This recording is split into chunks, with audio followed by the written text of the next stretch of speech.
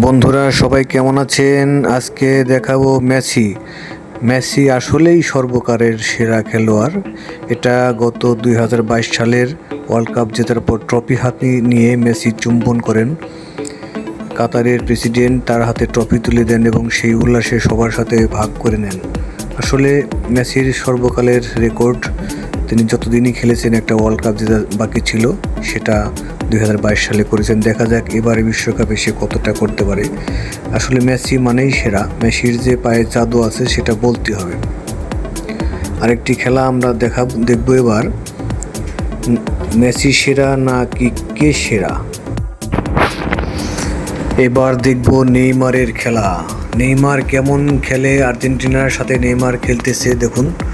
নেইমারের অবশ্য আপনার কাটিং এবং পাসিং স্টাইলটা অনেক সুন্দর, রিসিভিং এবং ডেলিভারি স্টাইলটা নেইমারের অনেক সুন্দর। বিশেষ করে নেইমার খুব ভালো বল রিসিভ করতে পারে এবং খুব দৌড়াতে পারে। যদিও সে হালকা একটু ধাক্কা লেগে পড়ে যায়, এই দেখুন তার প্যান্টও ছিঁড়ে ফেললো আর্জেন্টিনার প্লেয়াররা। নেইমার খুব হালকা প্লেয়ার এবং ধাক্কা লাগলেই সে জাহাজের মতো উড়ে গিয়ে পড়ে এক জায়গায়, এই জন্য ফাউলটা বেশি হয়, যার জন্য নেইমারকে মেরে সবাই আরামও পায় এবং নেইমারের সাথেও ফাউল সবাই বেশি করে আমার মনে হয়। দেখুন আর্জেন্টিনা ভার্স ব্রাজিলের খেলা চলছে, অনেক আগের খেলা যদিও, তবু আপনাদের দেখাচ্ছি যে প্লেয়ার আজকে কে সেটা বিশ্লেষণ করার জন্য। দেখুন নেইমারের স্টাইলগুলো দেখুন, অনেক সুন্দর, রিসিভিং এবং ডেলিভারিগুলো অনেক সুন্দর। আমার কাছে খুব ভালো লাগলো, তাই আপনাদের মাঝে উপস্থাপন করলাম।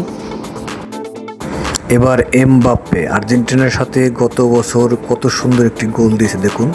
এমবাপ্পের পায়েও অনেক জাদু আছে এবং সে খুব ফাস্ট প্লেয়ার এবং অনেক দৌড়াতে পারে। বল পেলে সে অনেক দৌড়িয়ে দৌড়িয়ে গোল করার দিকে ছুটে যায়।